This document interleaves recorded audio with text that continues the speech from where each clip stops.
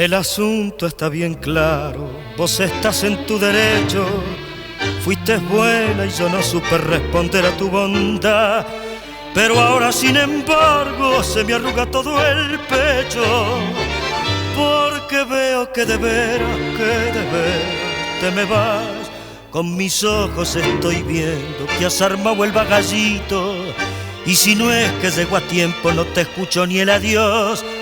Como hombre te lo pido, aguántate otro cachito. Voy a hablarte de estas cosas que sabemos vos y yo.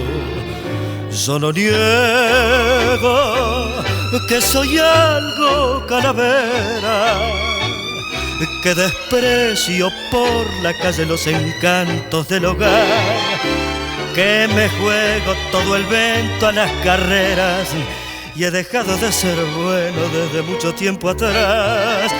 Pero quiero que vos sepas para el futuro que resuelto conducirme como un hombre de verdad.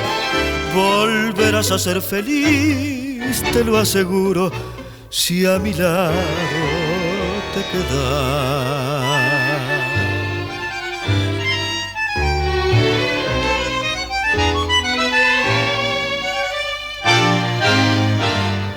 Hace un rato conversando con mi vieja justamente, le juré que vivía para ella y para vos.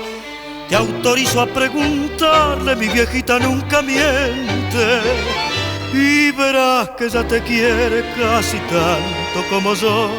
Desata ese bagallito, ya buen susto me has pegado. No digas una palabra, dame tiempo y espera. Si después de un par de meses vos notás que no he cambiado, una tarde como esta sin decirme adiós te vas.